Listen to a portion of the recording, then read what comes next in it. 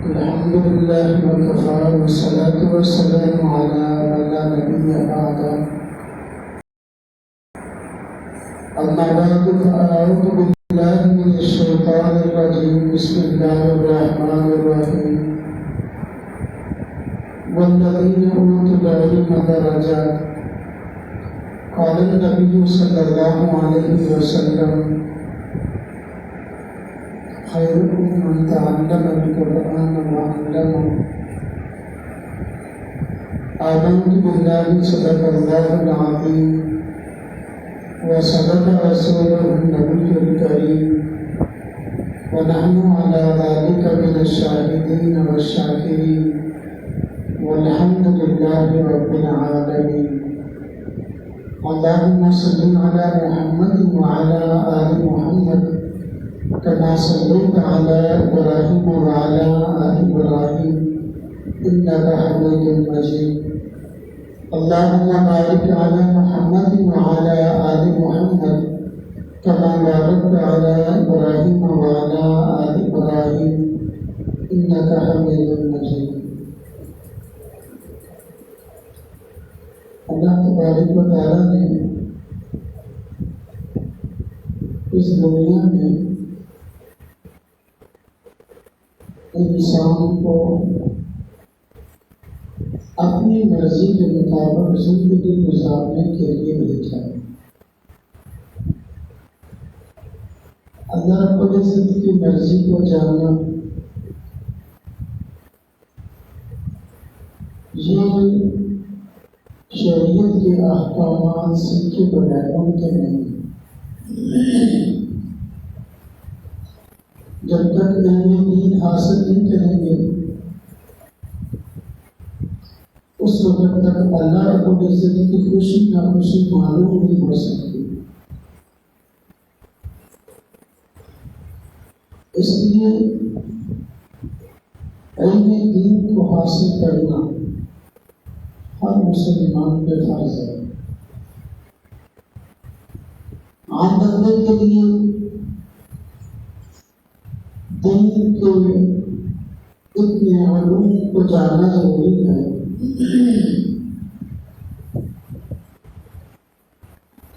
کہ جس سے وہ اپنی 24 گھنٹے کی زندگی شریعت کے مطابق گزار سکے.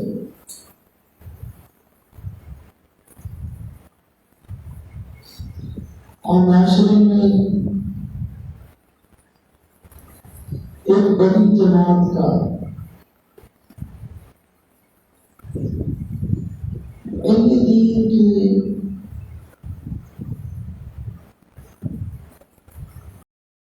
سارے کے سارے مسائل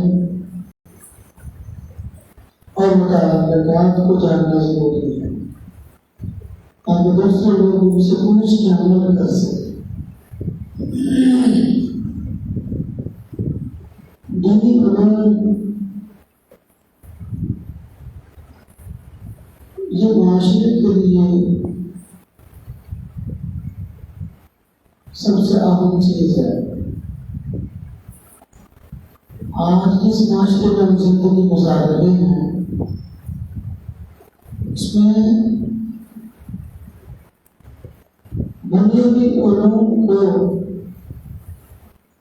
دینی علوم سے زیادہ اہمیت دی جاتی ہے اور دینی علوم کو پڑھنا ایک بیکار مشغلہ شمار کیا جاتا ہے. لوگوں کا ذہن یہ ہے کہ دینی علوم کو وہ لوگ حاصل کریں جو معاشرے میں اور کچھ نہیں کر سکتے. ہمارے مدارس میں بساط لوگ بچے لے کر آتے ہیں مدرسے میں داخل کروانے کے لیے.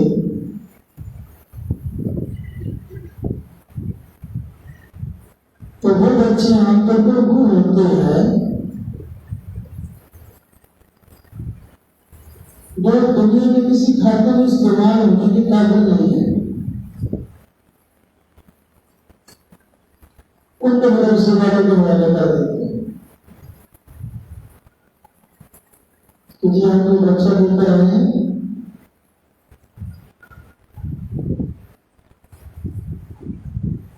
ہم نے اس کو اسکول میں داخل کروایا، یہ بہت پابندی سے جاتا نہیں ہے،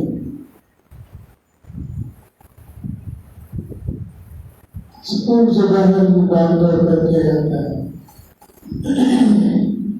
ہم نے اس کو کام پہ لگایا، کام کو بھی نہیں لگا، بلکہ ادھر ادھر نظر ضائع کر کے گھر آ جاتا ہے۔ اب سارا دن گلیوں میں ہمارا کتا ہے، اور محلے والے بھی اس سے کام رہے، علاقے والے بھی کام رہے، ہم بھی کام رہے، لہٰذا اس کو مدرسے میں داخلہ دے دو اور اس کو حافظ عالم بنا دو۔ یعنی ہمارا ذہن یہ ہے کہ مدرسے میں اس بچے کو داخل کروائیں کہ جو کسی بھی جگہ پر کام آنے والا نہیں ہے، جو کسی جگہ پر کام آنے والا ہے تو اس کا مدرسے میں داخلہ نہیں، اس سے بڑے مزید نہیں ہوتا کہ اس کو مدرسے میں داخل کروانا۔ ایک باپ کا ایک بیٹا ذہین فطین ہے، سمجھدار ہے،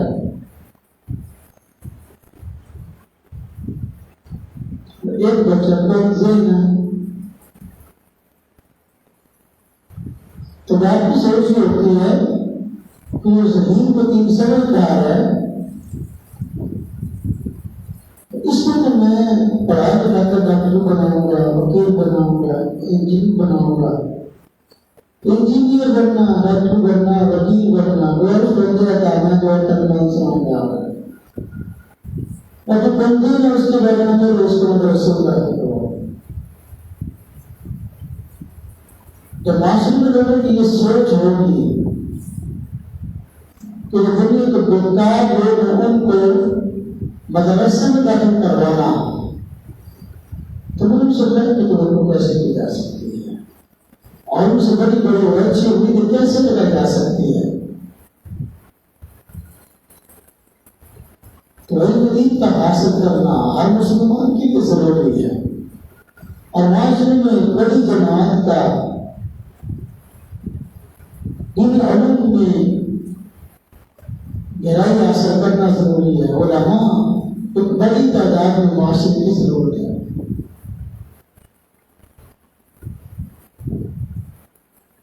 تو لوگوں کا ذہن عام طور پر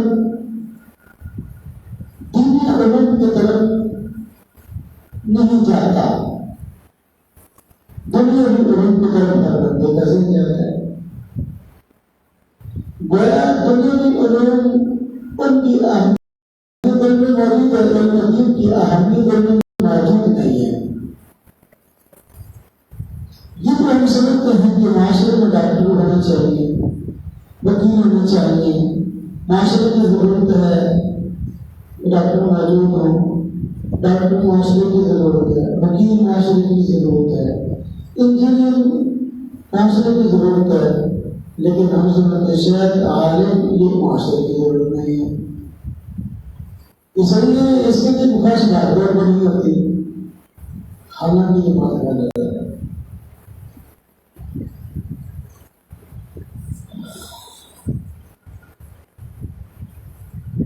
علم دین مقصد ہے، باقی جتنے بھی علوم ہیں وہ درجہ علوم نہیں بلکہ فنون ہیں، اور معاشرے کی ضرورت ہے۔ ضرورت اور مقصد میں بہت بڑا فرق ہے۔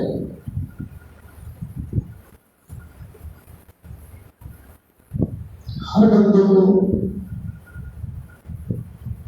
ہر وقت ڈاکٹر کی ضرورت تو نہیں پڑتی، ہر بندے کو انجینئر سے رہنمائی کی ضرورت نہیں پڑتی، ہر بندے کو وکیل کی ضرورت نہیں پڑتی۔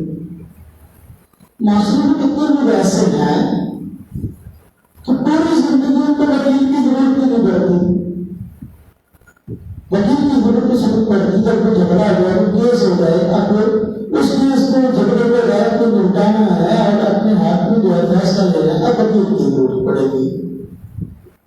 معاشرے کے ہزاروں لوگ ایسے ہیں جن کو زندگی بھر میں جن کی ضرورت نہیں پڑتی، اسے بھی کرتا ہے، اللہ سے واسطہ نہیں پڑتا. اور معاشرے میں ہزاروں کی تعداد میں اگر کہیں لاکھوں کی تعداد میں ایسے افراد ہیں جن کو زندگی بھر انجینئر کی ضرورت نہیں پڑتی.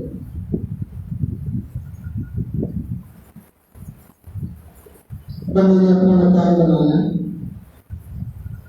اس مکان کے اندر کون کون سی چیزیں بنے گی، مکان بنانے والے کو ہم کو پتہ ہوتا ہے، چاہے وہ پڑھا لکھا چاہے وہ جائے، اس کو اپنی ضرورتوں کا پتہ ہے کہ وہ میرے گھر کا فائدہ نہیں ہے، میرے گھر کا کپڑا کتنا ہونا چاہیے، اسے اتنا چاہیے، برآمدہ کتنا ہونا چاہیے، کچن کتنا ہونا چاہیے، واش روم کتنا ہونا چاہیے، اور میں نقشہ بنانے کی ضرورت کو پہنچتی آتی ہے.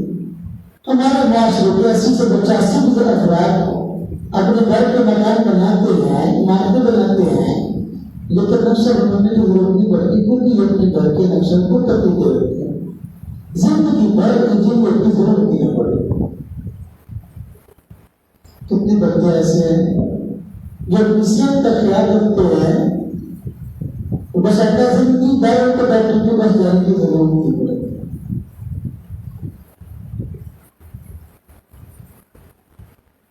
یہ چیزیں ضرورت ہے، ڈاکٹر ضرورت ہے، وکیل ضرورت ہے، انجینئر ضرورت ہے، لیکن حل کرنے کے لیے. لیکن علم دین یہ مقصد ہے. اس دنیا میں آنے کا مقصد اللہ کی عبادت ہے. اللہ کا فرماتا ہے وما امروا الا ليعبدوا الله مخلصين له الدين. میں نے تو اس بات کا حکم دیا گیا کہ اللہ کو خالص بندگی کرے، عبادت کرے. تو عبادت اللہ کا مقصد ہے. اللہ کے بندے ہم سے عبادت چاہتے ہیں. اور اللہ کی عبادت کرنی کیسے ہے، اللہ کی مرضی کے اندر تھوڑی بڑھانا کیسے ہے، اس کے لیے شرعی علوم کی ضرورت ہے.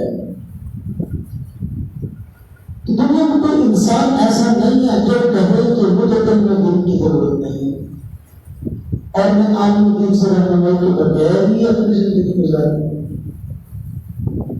علم دین مقصد ہے اور عالم دین ہر بندے کی ضرورت ہے. باقی فنون میں کسی کو ضرورت پڑتی ہے، کسی کو نہیں پڑتی. تو معاشرے میں ڈاکٹر سے زیادہ علماء ہونے چاہیے، مطلع سے زیادہ علماء ہونا چاہیے، انجینئر سے زیادہ علماء ہونا چاہیے. یہ معاشرے کی ضرورت نہیں بلکہ معاشرے کی ایک مثالی معاشرہ کے تشکیل دینے میں بہت بڑا کردار ہے دنیا لوگوں کا. اور آج کئی ایسے دینی مدارس اور علماء کرام پر لوگ اعتراضات کرتے ہیں.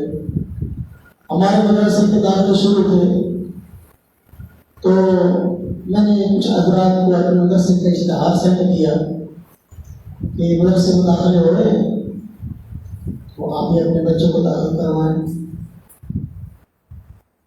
تو ایک وکیل صاحب تھے، انہوں نے مجھے جواب میں میسج کیا کہ آپ کے جو علماء ہیں،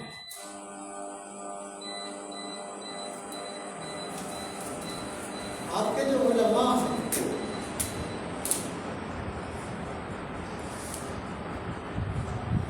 یہ ڈاکٹر کیوں نہیں بنتے تاکہ عوام کو فائدہ نہ ہو. میں نے کہا معاشرے کی اپنی اپنی ضروریات ہیں. کچھ ضروریات ڈاکٹر پوری کر رہے ہیں، کچھ وکیل پوری کر رہے ہیں، کچھ انجینئر پوری کر رہے ہیں، کچھ کام پوری کر رہے ہیں. تو یہ سوال بنتا ہی نہیں ہے. سوال ہی غلط ہے کہ علماء ڈاکٹر کیوں نہیں بنتے. اگر یہ سوال علماء سے ہو سکتا ہے تو پھر ڈاکٹر حضرات سے بھی ہو سکتا ہے. یا اور کئی ڈاکٹر حضرات عالم کیوں نہیں بنتے کہ معاشرے کا بھلا ہو، معاشرے کا فائدہ ہو.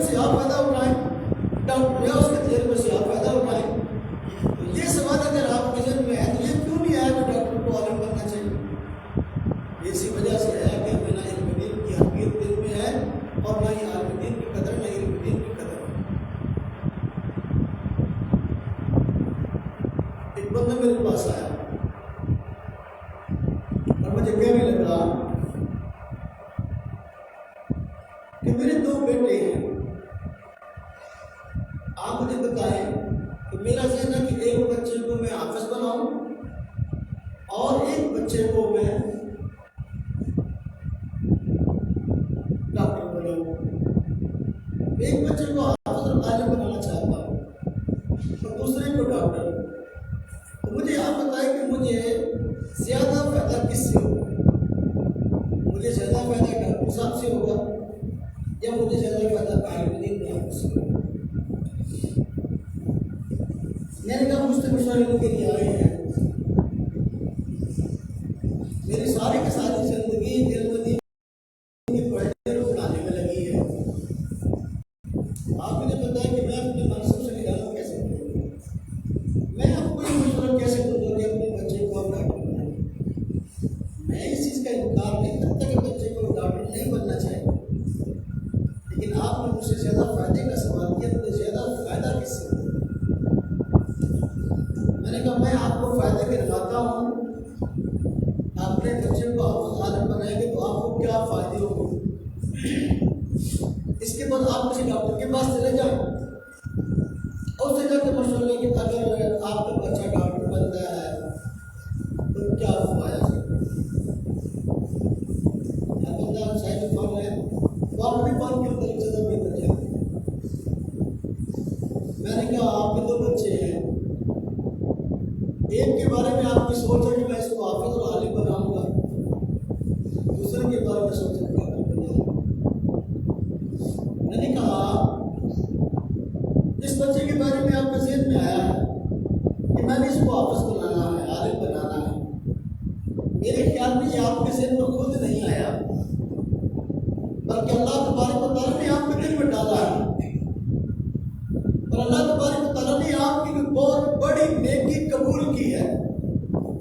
اللہ پاک کو آپ کی کوئی نیکی پسند آ گئی ہے، آپ کی کوئی ادا پسند آ گئی. اس کی وجہ سے اللہ تبارک و تعالیٰ نے یہ فیصلہ کر لیا ہے کہ آپ کی نسل میں کوئی عالم دین پیدا ہو، دین کا ترجمان پیدا ہو. جو عالم دین ہوتا ہے، جو حافظ ہوتا ہے، کہ در حقیقت اللہ اور اس کے رسول کا نمائندہ ہوتا ہے. اس لیے کہ عالم دین یہ جب بھی بات کرتا ہے تو بات کرتا ہے اللہ کی اور اللہ کے رسول صلی اللہ علیہ وسلم کی. تو یہ اللہ کے رسول کا ترجمان ہے اور اللہ اس کے رسول کا نمائندہ ہے. میں اور آپ اپنا ترجمان ہر بندے کو منتخب نہیں کرتے، اپنا نمائندہ ہر بندے کو منتخب نہیں کرتے. اللہ تبارک و تعالیٰ اپنا نمائندہ ہر بندے کو کیسے منتخب کرے گا؟ جو آپ کے ذہن میں یہ بات آئی کہ میں نے اپنے ایک بیٹے کو حافظ اور عالم بنانا ہے، در حقیقت اللہ تبارک و تعالیٰ کو آپ کی کوئی نیکی پسند آئی ہے. اللہ پاک نے آپ کی نسلوں سے دین کے ترجمان پیدا کرنے کا فیصلہ کیا. یہ ایک بہت بڑی سعادت کی بات ہے، یہ کوئی معمولی بات نہیں ہے.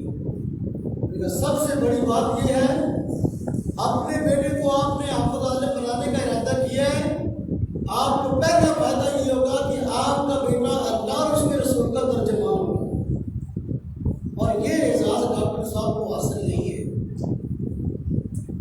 کہ وہ اللہ کے رسول کا ترجمان ہو.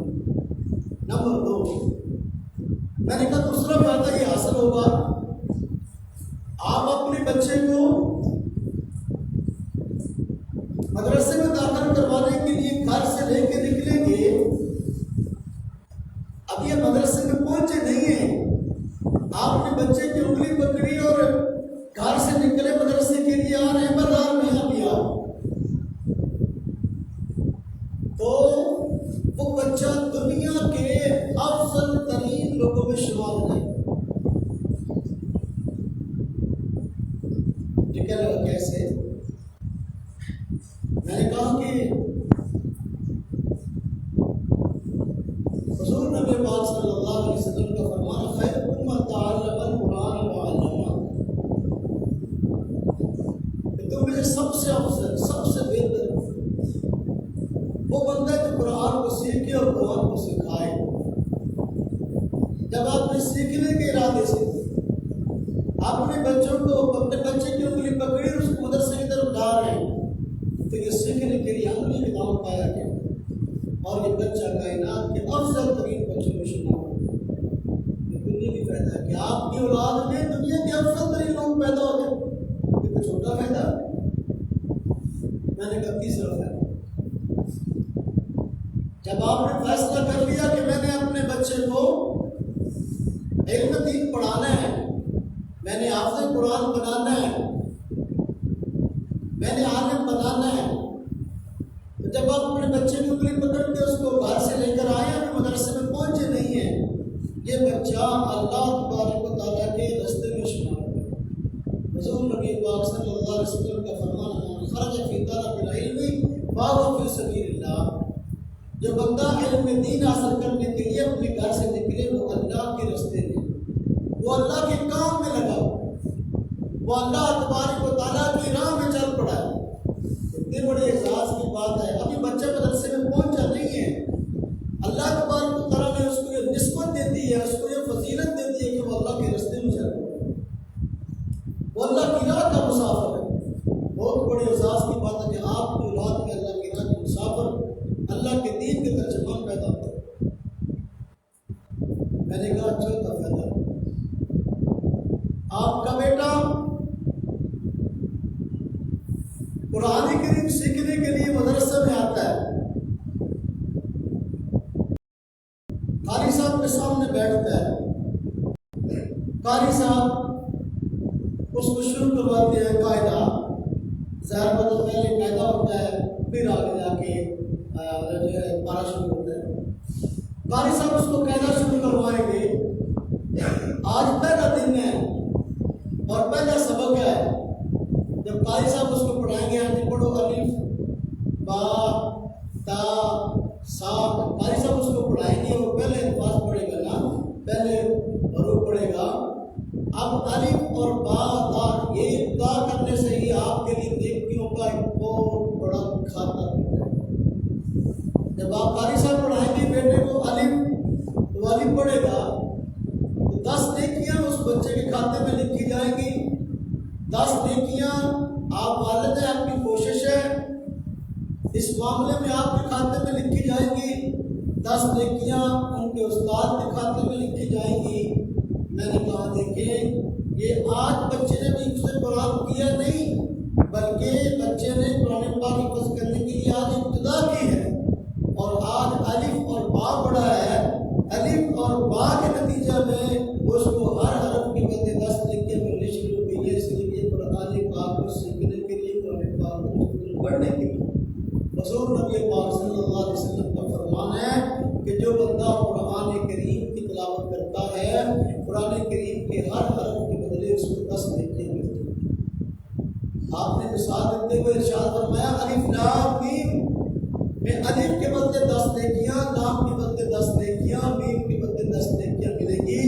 تو جب آپ ہر حرف کے بدلے 10 نیکیاں ہیں اور نقد فائدہ آج سے اس کا شروع ہو گیا ہے، میں نے کہا آپ اپنے بچے کو ڈاکٹر بناتے ہو، وہ بچہ 20 سے 22 سے 23 سال پڑھے گا، اس کے بعد جا کے وہ ڈاکٹر بنے گا، پھر وہ 20 یا 50 روپے کی پرچی پہ کلینک کھول کر کام شروع کرے گا، اور پھر تھوڑا تھوڑا اس کا تعارف ہوگا، پھر 8-10 سال کے بعد جو ہے اس کی شہرت ہوگی، پھر اس کی فیس بڑھ جائے گی، 4-5 روپے ہو جائے گی، پھر یہ آگے معاملات ہے یہ کہ شاید آپ کو دنیا کا فائدہ اپنے بیٹے سے حاصل ہو جائے، دین کا کوئی فائدہ اس سے حاصل ہونے والا نہیں ہے۔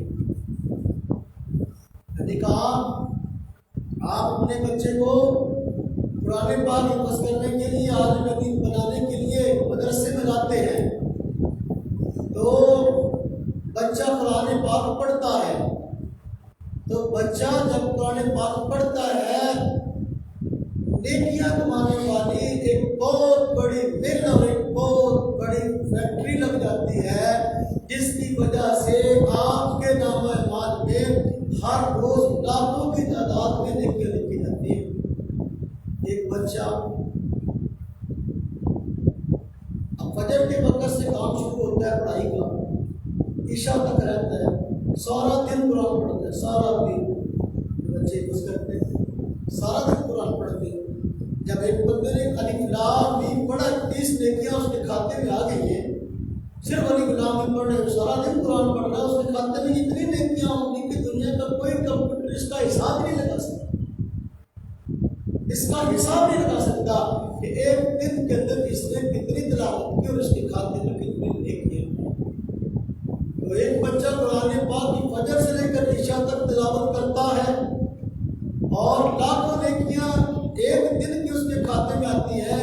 اگر لاکھوں نیکیاں اس کے کھاتے والدین کی اس میں کوشش شامل ہے. والدین کی خاطر ایک دن کی رقم دیکھیے. یہ فیکٹری ہے نیکیاں کمانے کی. جو ایک بچے کو حافظ قرآن بنانے کے لیے سے مدرسے میں داخل کروایا تو ایک نیکیاں کمانے والی جو مل اور فیکٹری لگ گئی. آپ مجھے کہہ رہے ہیں مستقبل میں مجھے اس سے کیا فائدہ ہوگا. میں آپ کو حال کے اس کے اتنے فائدے گنوا رہا ہوں کہ مستقبل کے فائدے تو بہت بڑے بڑے ہیں. یہ حال کی بات ہے. میں نے دیکھا, آپ نے بھی دیکھا, معاشرے میں جب بچے بہت زیادہ پڑھ لکھ جاتے ہیں نا, ایم اے کر لیا, بی ایڈ کر لیا, ایم فل کر لیا, پی ایچ ڈی کر لی, تو عموماً ایسا ہوتا ہے, میں بعض کی بات نہیں کرتا, عموماً ایسا ہوتا ہے کہ زیادہ پڑھ لکھ جانے کی وجہ سے اب وہ اپنے گھر کے باقی بندوں کے انسان نہیں سمجھتے. اب وہ زیادہ پڑھ لکھ جانے کی وجہ سے اپنے والدین کو ہی بسا اوقات ان کی رائے کو ایک ذرہ کے برابر بھی اہمیت نہیں دیتے, بلکہ بات انہوں نے کہا کہ تمہیں کیا پتا, ہم نے تو پڑھا ہوا, تمہیں کون سا پڑھا ہوا. جس باپ نے بیچارے نے انگلی پکڑ کے چلنا سکھایا, اسکول میں داخل کروایا, 22 سے 23 سال تک اس کے منہ کی طرف دیکھا, پڑھتا رہا, پڑھ لکھ کے وہ ڈاکٹر بن گیا. اب اس بیچارے کی لائف جو ہے اتنی کمزور ہو گئی ہے کہ ڈاکٹر صاحب, وکیل صاحب, انجینئر صاحب اب اس کو گھر میں کھانسنے بھی نہیں دیتے کہ تجھے کیا پتا تجھے معاشرے میں رہنا کیسے, مجھے پتا کیسے رہنا ہے. یہ پڑھانے لکھانے کا اس کو فائدہ ہوتا ہے. میں ایسے درجنوں حضرات کو جانتا ہوں, اپنے بچوں کو بہت پڑھایا, بچوں کو بہت پڑھایا, گھر کا ہر بندہ جو ہے گریجویٹ ہے, لیکن ماں اور باپ بیچارے گھر کے ایک کونے کے اندر اس طرح مظلوم پڑے ہوئے ہیں کہ ان بیچاروں کو پانی کا گلاس دینے کے لیے بھی کوئی تیار نہیں. یعنی یہ کوئی فرض قصے نہیں ہے کہ آپ کتنی ہیں کہ ہمارے گھروں میں ہم ہوتی ہیں.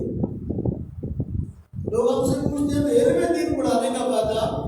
جس بچے نے علم دین پڑھا ہے, حافظ ہے, عالم ہے, اس کو کم از کم اپنے والدین کی قدر اور عزت کا حیا ہو جائے کہ میں نے دین پڑھا ہے, مجھے پتہ والدین کی عظمت کیا ہے. عموماً والدین کی نافرمانی نہیں کرتا بلکہ والدین کی عزت کرتا ہے اور دنیا کے اندر ان کی خدمت کر کے اللہ کی رضا چاہتا ہے. قرآن کریم میں اللہ رب العزت نے فرمایا وَوَصَّيْنَا الْإِنسَانَ بِوَالِدَيْهِ إِحْسَانًا.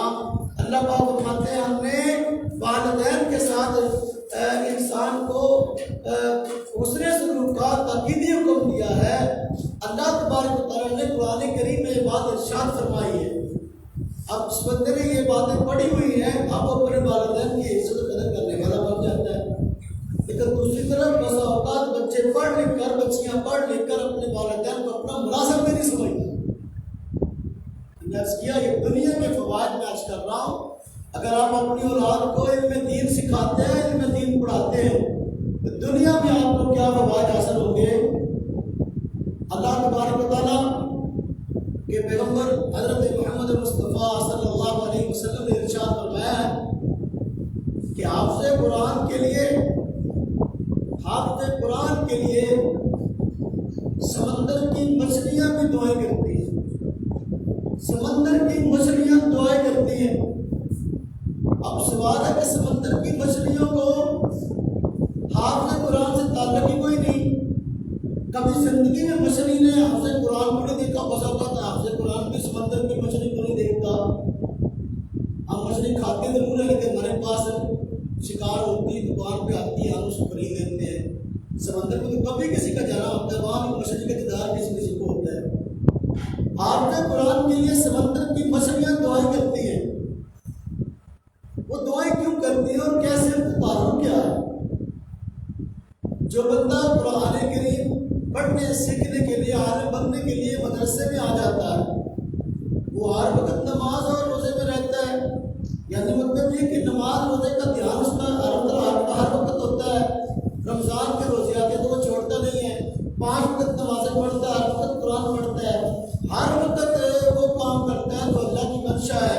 اس کی وجہ سے اللہ تبارک و تعالیٰ کو اس بندے کے ساتھ محبت رہتی ہے. اللہ تبارک و تعالیٰ کے ساتھ اس کو محبت ہو جائے. اللہ تبارک و تعالیٰ فرشتوں کے ذریعے اعلان کرواتے ہیں دنیا میں فلاں بندے سے اللہ تبارک و تعالیٰ کو محبت ہے, آپ کائنات والوں تم بھی اس سے محبت کرو.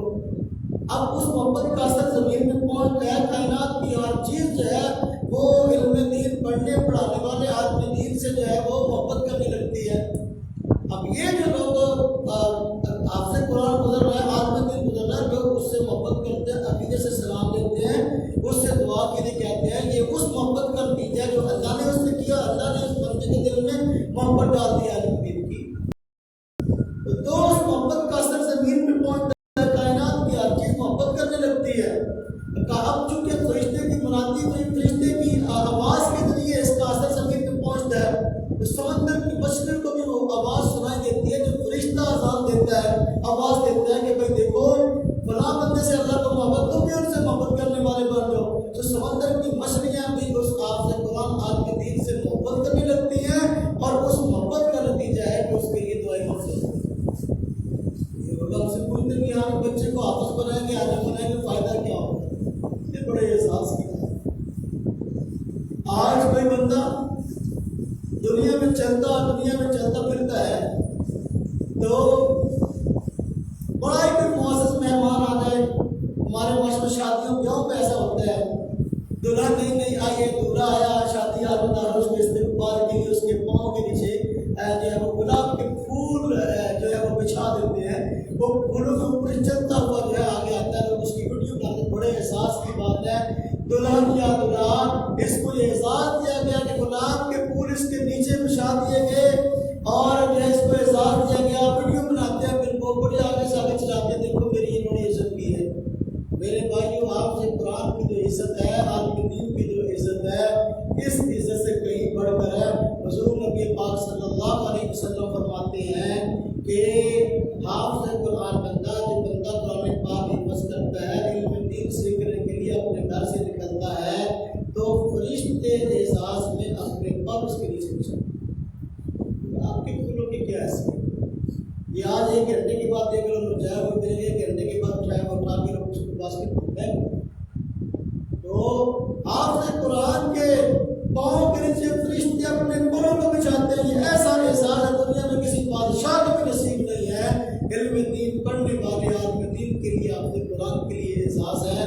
اگر ہمیں پتہ چلتا ہے کہ علم دین سیکھنے کا احساس کیا ہے، اس کا مقام مرتبہ کیا ہے، تو ہم اس کے لیے کوشش بھی کریں. یہ دنیا میں احساس ہے، یہ دنیا میں احساس ہے. اللہ تبارک و تعالیٰ آخرت میں احساس، اس کے بعد اگر اب دیکھیں دنیا میں احساس کیا ہے. دنیا میں آپ سے عرض کروں، میں تجربات کی بات کر رہا ہوں، کسی کا دل نہیں دکھانا چاہتا، تجربات کی بات کر رہا ہوں. ہمارے معاشرے میں جو بہت زیادہ پڑھ لکھ جاتے ہیں بچے، ڈاکٹر بن جاتے ہیں، وکیل بن جاتے ہیں، انجینئر بن جاتے ہیں، تو بس اوقات شادی بیاہ میں اپنی والدین کو ساتھ لے جانے میں شرم محسوس کرتے ہیں. لوگ اچھا ڈاکٹر صاحب کے یہ والد صاحب ہیں، وکیل صاحب کے یہ والد صاحب ہیں، ساتھ لے جانے میں شرم محسوس کرتے ہیں. لیکن اللہ تبارک و تعالیٰ نے حافظ قرآن کے والدین میں اعزاز عطا کیا ہے.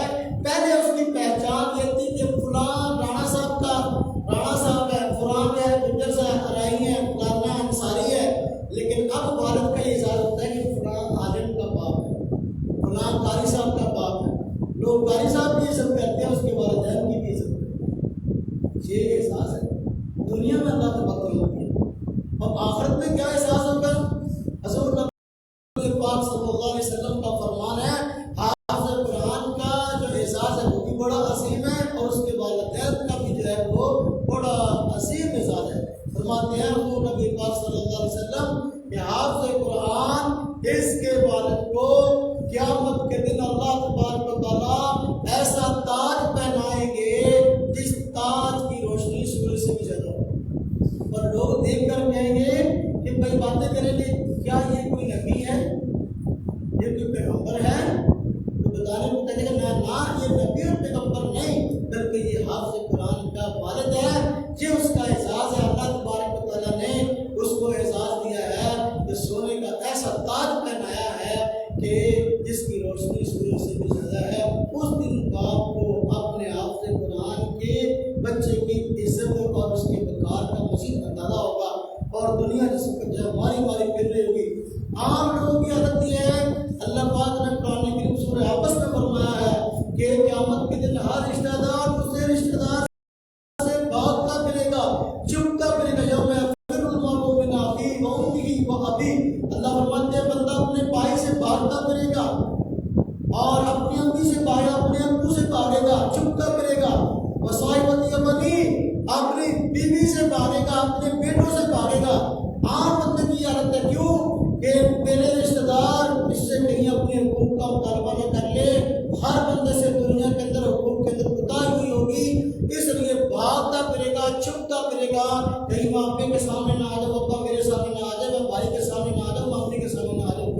تھا، لیکن آپ سے قرآن کو اللہ پاک احساس نہ کریں گے، اس کے والد کو بھی احساس نہ کریں گے کہ اس کو ایسا تاج پہنائیں گے جس کی روشنی سے میرے سبھی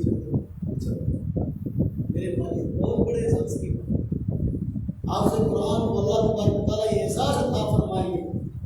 اس کے خاندان کے 10 ایسے افراد جن پر اپنی بدعمالی کی وجہ سے دوزخ واجب ہو چکی ہو، اللہ پاک احساس عطا فرمائیں گے اپنے خاندان کے 10 افراد کو جن کو چاہو آپ جنت میں لے کے جا سکتے ہیں۔ اللہ تبارک و تعالیٰ سفارش کا حق دیں گے، حافظ قرآن اپنے خاندان کے 10 افراد کو جنت میں لے کے جائے گا۔ یہ ایسا اجازت دنیا میں کسی فن والے کو حاصل نہیں ہے کہ صرف اور صرف حافظ قرآن کی اجازت سے لے۔ اللہ تبارک و تعالیٰ اس کو اجازت فرمائیں کہ بھائی اب یہ جنت ہے اور قرآن کریم کو نے حفظ کیا ہے، اب قرآن کریم پڑھتے جاؤ جنت کے درجات کو چڑھتے، اور جہاں تمہارا قرآن پاک ختم ہوگا وہاں تمہارا ٹھکانا ہے۔ اللہ تبارک و تعالیٰ کی طرف سے دنیا میں بھی اعزاز ہے، آخرت میں بھی اعزاز ہے۔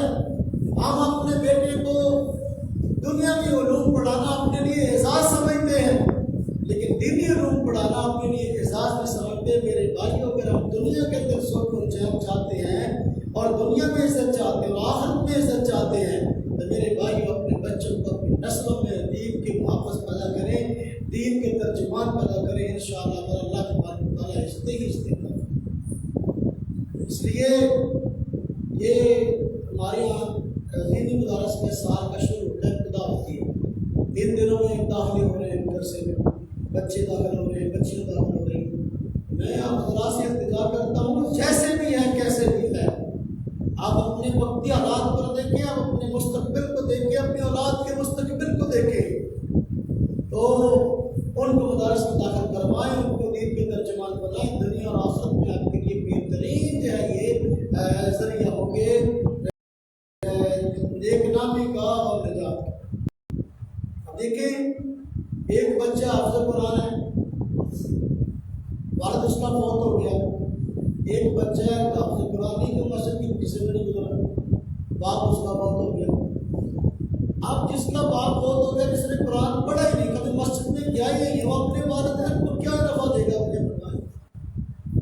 ہمارے ایسا ہوتا تو فوت بھی ہو جائے، رسالہ ثواب کی مجلس ہوتی ہے، لوگ باہر سے بلاتے ہیں قرآن پڑھانے کے لیے، خود ایک سپارہ بھی نہیں پڑھنے کے تیار، ہماری اپنی سنتے ہیں کہ لوگ باہر سے آئیں، جب بھی ہمیں ساتھ دوست رہتے مدرسے کے بچے بھیجتے قاری صاحب جڑا اس قرآن کا نکلے اور ان سے سپارہ پڑھوا رہے ہیں، ان سے سپارہ پڑھنے کی پوزیشن میں نہیں ہے۔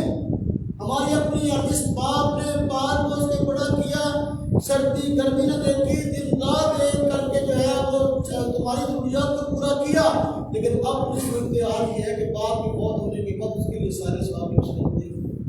آپ نے قرآن ہر روز قرآن پڑھتا ہے اور پتہ نہیں کتنا پڑھتا ہے، اگر وہ والدین کے لیے سارے ثواب نہ بھی کرے آپ سے قرآن جتنا وہ پڑھتا ہے، اس کے والدین خود کو مستقل ثواب ہے۔ ایک دن کی لاکھوں نیکیاں آپ سے قرآن کی طرف سے اس کے والدین کو ملتی رہتی ہے۔ تو میرے بھائیوں، اگر ہم چاہتے ہیں مرنے کے بعد ہمارے میں سارے ثواب کرنے والا، ہمیں کوئی بخشنے والا، تو اپنی نسلوں میں دین کے ترجمان پیدا کریں۔ اللہ تبارک و تعالیٰ ہمارے محتاج نہیں ہے، نہ اللہ کا دین ہمارا محتاج ہے، بلکہ اللہ تبارک و تعالیٰ کا کرم ہوگا ہم پہ اور احسان ہوگا اللہ تبارک و تعالیٰ اگر ہم سے دین کا کام لے لے، ہماری سعادت ہوگی اللہ پاک ہم سے دین کا کام لے لے۔ میں عرض کروں ایک بات اور، وقت کہیں زیادہ نہ ہو جائے، بس اوقات ایسے ہوتا ہے کہ بچے مدرسہ میں داخل ہوتے ہیں، لوگ ہمارے پاس مدرسے میں بچے بھیجتے ہیں کہ جس کو آپس بنا دیں اور یہ عالم بن جائے۔ وہ گھر کا ایسا ماحول ہوتا ہے کہ گھر کے اندر کوئی بندہ نماز پڑھنے والا نہیں ہوتا، اب باپ یہ چاہتا ہوتا ہے کہ میرا بچہ آپس بن جائے، عالم بن جائے۔ گھر میں کوئی بھی نماز پڑھنے والا نہیں ہے، گھر کے اندر وہ ماحول نہیں ہے جو مدرسے کے اندر ہے۔ بچہ جب پڑھ کے گھر آتا ہے دیکھتا ہے تو گھر کے اندر ٹی وی چل رہا ہے، سب لوگ ٹی وی دیکھ رہے ہیں، گھر کا کمرہ بھی ایک ہے، سب وہاں بیٹھے ہوئے سب ٹی وی دیکھ رہے ہیں، سب کیبل دیکھ رہے ہیں، سب فلمیں ڈرامے دیکھ رہے ہیں۔ اب یہ بچہ اگر حفظ قرآن کرنے کے لیے مدرسے جاتا بھی ہے، شام کو آتا ہے، اب اسی کمرے میں بیٹھ کے ٹی وی دیکھنا شروع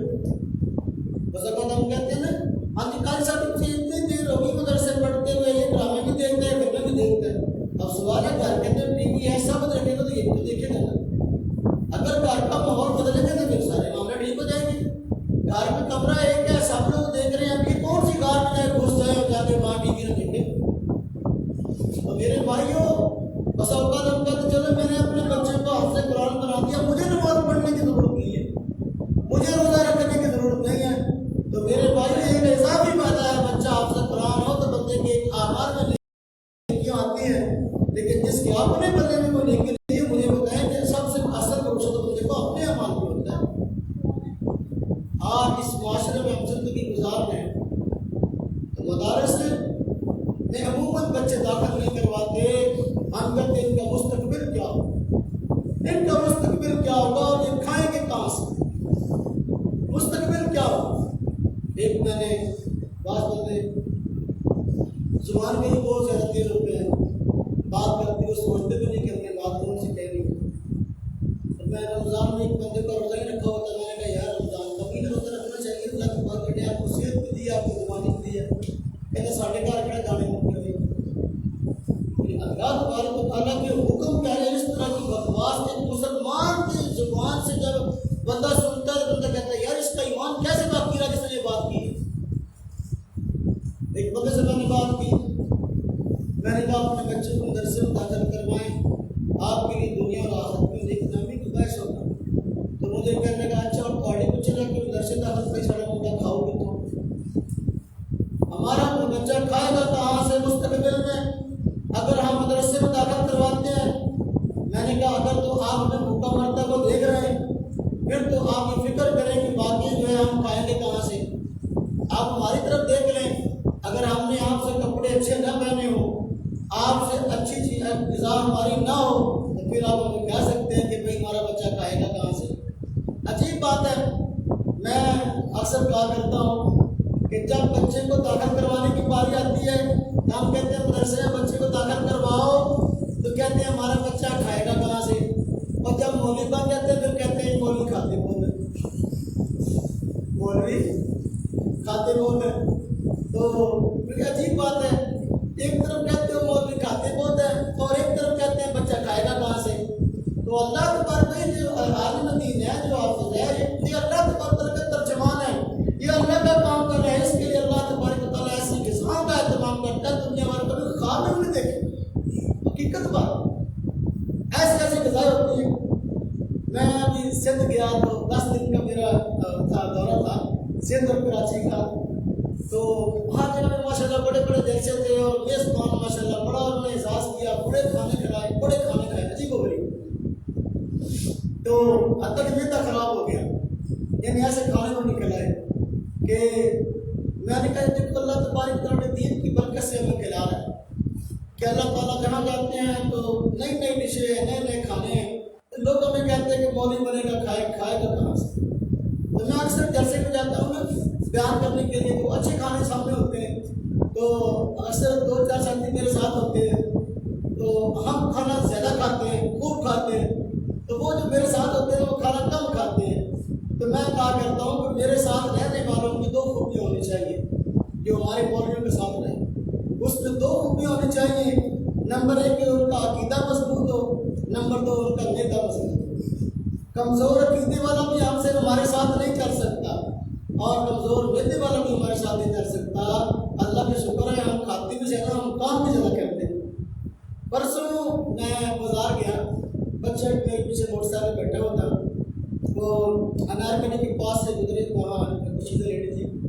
تو بچہ میرے پاس تھا، وہ اپنا جو گارمنٹس کی دکانیں ہوتی ہیں، گارمنٹس کی دکان کے بعد وہ لڑکے ہوتے ہیں بہت سے ان کو کپڑے پہنائے ہوتے ہیں، تو اوپر پڑے ہوئے تھے ڈبیاں. تو میں نے اس بچے سے کہا، میں نے کہا میں آپ سے ایک سوال کرتا ہوں، مجھے اس سوال کا جواب دو. مجھے کہنے کا کیا؟ میں نے کہا دیکھو یہ انہوں نے کپڑے پہنے ہوئے ہیں، یہ جو کھڑے ہیں ان میں سے ایک بھی موٹا نہیں ہے، سارے سمارٹ ہیں. ان میں ایک بھی جو ہے نا صحت مند نہیں، سب سے بیمار معلوم ہوتے ہیں. اس کی کیا وجہ ہے؟ مجھے کہنے کا ساتھ مجھے تو نہیں پتا اس کی کیا وجہ ہے. میں نے کہا اس کی وجہ کہ ان میں ایک بھی مولوی نہیں. اگر یہ مولوی ہوتے صحت مند بھی ہوتے، ان میں سے ہر بندہ ایک لڑکے سے بیمار ہے. اللہ تبارک تعالیٰ دیکھیے اللہ پاک فرماتے ہیں کہ دعوت فی الارض الا علی اللہ رزقها، کہ دنیا میں کوئی چلنے پھرنے والی مخلوق ایسی نہیں جس کی روزی اللہ پاک فرماتے ہیں میرے ذمہ نہ ہو. اللہ پاک تو کیڑوں کو رزق دیتے ہیں، اللہ تعالیٰ جانوروں کو رزق دیتے ہیں. تو اس انسان کو اس کی حرکت اللہ کے رسول کی بات کرنی ہے. اللہ کا روانہ اللہ پاک اس کو رزق کیسے نہ دے گا، دنیا سے بہترین رزق دیتے ہیں. اور یہ جو ہے نا عموماً آپ نے قرآن پاک میں پڑھا ہے سنا ہے، وَيَرْزُقْهُ مِنْ حَيْثُ لَا يَحْتَسِبُ. اللہ پاک اپنے مومن بندے کی بات فرماتے ہیں نا کہ میں بندے کو روزی دیتا ہوں ایسی جگہ سے جہاں اس کا وہم و گمان بھی نہیں ہے. جیسے میں کہا کرتا ہوں وَيَرْزُقْهُ مِنْ حَيْثُ لَا يَحْتَسِبُ کا یہ اعلیٰ مصداق جو ہے نا، یہ علماء اور دیندار ہو. اللہ پاک ان کو روزی ہر جگہ سے ایسی جگہ سے دیتے ہیں جہاں ان کا گمان بھی نہیں ہوتا, جہاں ان کا گمان بھی نہیں ہوتا. عام بندے کو روزی ملتی ہے عام طور پر اس کے گمان کے مطابق, اور عالم دین کو روزی ملتی ہے اس کے گمان سے کہیں بڑھ کر, اس کے گمان سے ہٹ کر. دیکھو ایک بندہ ملازم ہے, دیہڑی دار, اس کو پتہ ہے دیہڑی کر رہا ہوں شام کو 800-900 روپے مل رہا ہے. ایک بندے کو ہفتے بعد مل رہا ہے, اس کو پتہ ہے کہ پاور لوم پر اتنی محنت کر رہا ہوں یا اتنی مزدوری کر رہا ہوں, ہفتے بعد اتنے پیسے مل جا رہے ہیں. ایک بندہ تنخواہ دار ملازم ہے, اس کو پتہ ہے مہینے کی 30,000 تنخواہ, مہینے کے بعد 30,000 اس کو مل جانا ہے. تو عام طور پر ایسا ہی ہوتا ہے, چونکہ محنت اتنی ہوتی ہے عام طور پر ملتا بھی اتنا ہے. لیکن الحمدللہ ہمارے ساتھ معاملہ ایسا نہیں ہوتا, بلکہ اللہ تبارک و تعالیٰ معاملہ ایسا فرماتے ہیں کہ بیٹھے ہوئے ہوتے ہیں اور بہتر سے بہتر ایسی زبردست چیز اللہ تبارک و تعالیٰ بھیج دیتے ہیں کہ وہ ہم کو معلوم نہیں ہوتی. میں عید سے ایک دن پہلے کی بات ہے, میں یہاں آرام کر رہا تھا مسجد میں ہی, تو ہمارے دوست حاجی صاحب نے مجھے فون کیا, عصر کی اذان ہونے لگی تو مجھے فون کیا, قاری صاحب کہاں ہیں؟ میں نے کہا میں مسجد میں ہوں. تو مجھے کہنے لگے کہ میں آپ کے گھر سے کیا کھڑا ہوں گی, نہیں جگہ چوک پہ کھڑے ہوں. تو میں نے کہا میں آتا ہوں. تو میں گیا, خود آگے کار میں بیٹھے تھے, پیچھے رکشے کے اندر جو ہے ایک شاندار بکرا تھا, میرا خیال ہے 40-45 ہزار روپے کا بکرا, بڑا شاندار بکرا. تو مجھے کہنے لگے قاری صاحب میں آپ کے لیے عید لے کے آیا. تو میں نے کہا حاجی صاحب اللہ خوش رکھے, آپ عید تو لے کے آئے لیکن بچوں کو چھٹیاں ہو جائیں گی, تو عید صاحب پہ اب چھٹیاں ہیں تو بکرا کون رہے گا؟ کہتے آپ نے میرے جملے کو غور نہیں کیا, حاجی صاحب میں آپ کے لیے عید لے کے آیا. مطلب یہ کہ آگے کہنے لگے آپ کھائیں, عید ہے آپ کھائیں اور کھلائیں. میں نے کہا دیکھو اللہ تبارک و تعالیٰ, مرغا جو ہے عید پر جو ہے اس کا ریٹ اتنا زیادہ تھا کہ بیچارے کے عام بندے کی پہنچ میں مرغا نہیں تھا. تو اللہ تبارک نے 40-45 ہزار کا بکرا میں بھیج دیا, عید آ رہی ہے اور پہ کھاؤ. آپ مجھے بتائیں بھیا رسول کو میں نہیں سنا یار نصیب ہے کہ نہیں. اللہ تبارک و تعالیٰ دین کی وجہ سے اللہ تبارک و تعالیٰ بندے کو ایسی مدد فرماتے ہیں بندے کے بعد گمان بھی نہیں ہوتا. بار کر میں باشوں کی دل میں دین کی اہمیت ہے, دین کی ضرورت میں اللہ تبارک و تعالیٰ نے ہمیں اس دنیا کے اندر بھیجا ہے, اپنی مرضی کے مطابق زندگی گزارنے کے لیے بھیجا ہے. اللہ کی خوشی نہ خوشی یہ کیسے معلوم ہوگی؟ شریعت کے پڑھنے سے معلوم ہوگی. دینی مدارس کسی شریعت کو پڑھاتے ہیں, ہمیں چاہیے اپنی نسلوں میں دین کے ترجمان پیدا کر دین کو سیکھیں, پوری دنیا کے اندر دین کو سکھائیں. اللہ تبارک و تعالیٰ نے پتہ نہیں کس کس سے کتنا کام مستقبل میں لینا ہے, اور ایک بچے سے پتہ نہیں کتنے ہزاروں لوگوں نے آگے دین کا فیض لینا ہے. یہ ارادہ کر لیں کہ اپنی نسلوں میں کم از کم ایک بچے کو حافظ عالم بنے. سنائیں گے انشاءاللہ تعالیٰ نے. اللہ تبارک و تعالیٰ توفیق عطا فرمائے. الحمدللہ ہمارے مدرسے میں دسویں کلاسیں بھی ہیں, میٹرک تک اسکول بھی ہے, اور عالم دین کا کورس بھی ہے. بچوں کا بھی ادھر ہے, اور ماشاء اللہ کورس آپ کے پاس بچوں کا بھی ہے. ادھر بھی 6 سال کا عالم دین کا کورس ہے, اور میٹرک تک اسکول بھی ہے, اور اس قرآن کی کلاسیں بھی ہیں. لہٰذا خود بھی کوشش کریں, بڑے افراد کے لیے بھی انشاءاللہ ہم کوشش شروع کر رہے ہیں, اور اپنے بچوں کو خاص طور پر جو ہے تربیت دے کر ان کو مدرسے کی طرف کروائیں. انشاءاللہ تعالیٰ جو ہے دنیا کی بہتر اور پھر آخرت کی بہتر. اور 9ویں اور 10ویں کے پیپر قریب ہو رہے ہیں, پیپروں کے بعد ان کے بچے 9ویں میں ہیں, 10ویں میں ہیں. اللہ فرمائیں جب وہ امتحان سے فارغ ہوں گے تو ان کو مدرسے کی طرف کروائیں. اور 31 مئی کے بعد چھٹیاں ہو جائیں گی اسکول کی, تو پھر سارے والدین اپنے بچے سے تنگ ہوں گے, اور پھر جو ہوتا ہے گھروں میں بچہ فارغ ہو, اس میں کام کاج نہ ہو, تو جو والدین کے اوپر گزرتی آپ سب جانتے ہیں. اس سے پہلے اللہ فرما لیں چھٹیاں آنے سے پہلے اپنے بچوں کو دینی ادارے میں داخل کروائیں تاکہ دین پڑھے اور اس میں پڑھانے والے بنے.